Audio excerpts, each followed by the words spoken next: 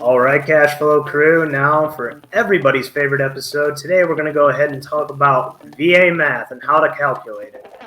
So now, jumping right into it, in order to calculate VA math, you have to understand some basic things. This is not like normal math. VA math is its own complicated mess of numbers all over the place. So the first thing you need to understand is whatever your highest rated primary disability is going to be that disability that the VA charges your 100% against. So that first disability is, say, a 50% disability, which I have for my migraines. That will be the highest disability that gets rated first in the precedence. Now, any other disability that you get after that has a lower percent and or equal percent will be rated on the remaining 50% of the total 100%. So you're already halfway gone, which means if you had another 50%, you would get 25%. So you get 25% of that remaining 50% to bring you to 75%. It's crazy, I know.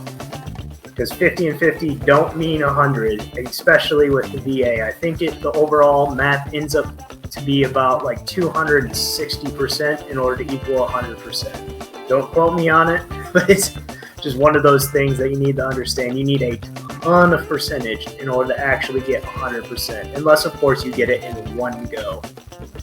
Now, say how I got my 100% permanent and total disability goes something like this. I had a 50% migraine rating, which automatically means I have 50% of that total 100%. So I'm already halfway done, meaning I only have 50% remaining that I have to get to that 100%. My next disability was a 40% rating on my completely shattered arm and elbow.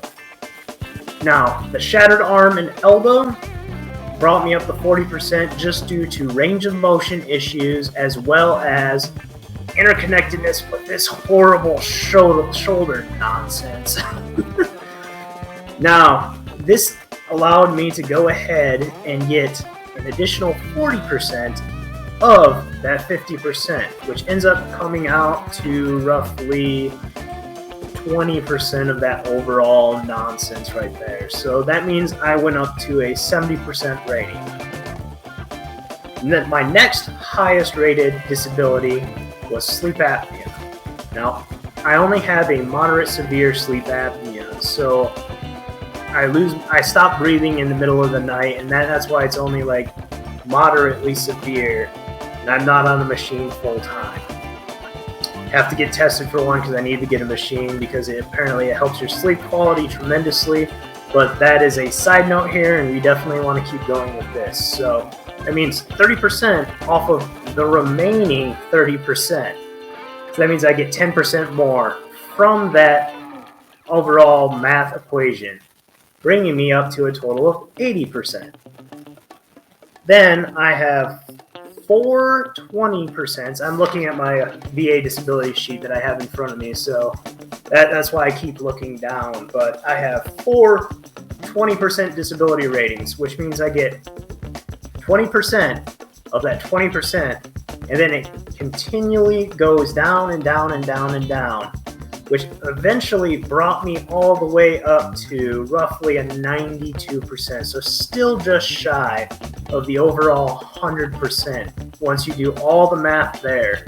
So as you can see, when I was saying earlier, you need like 260% to equal 100%. It's a hell of a fight. You have to do a ton of disabilities that are actually legitimate disabilities, because I don't say lie to the VA, because if you lie to the VA, you will lose everything. Do not do that. But that left me with my remaining 8 or so percent that I had to get, which I got through 8 individual 10%ers, which just pushed me over that 95% mark, which bumped me up to 100% because they rounded up from there. Once you get up to that 100% mark, the next big challenge is getting that permanent and total, meaning based on all of the medical evidence that you have inside your file that you submitted to the VA that any doctor has written a nexus statement for, or you've had buddy letters, personal statements, things that are not going to get better that you have true evidence for, your disability rating can be pushed up to permanent and total. So permanent and total is one of those things that allows you to never have to be re-evaluated. You never need to go into the VA to do an annual unless you want to get additional medical records put into there. Now, this isn't 100% guaranteed because there are some fuzzy gray areas where the VA could be like, we think you're lying, so we need to bring you back in for another examination.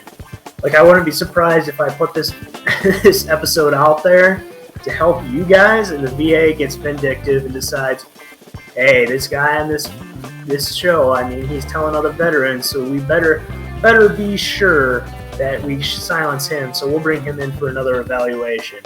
All jokes aside, it probably won't happen, but it could. Now,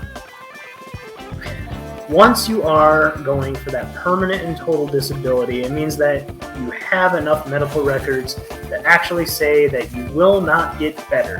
No matter what they can do, you will not get better.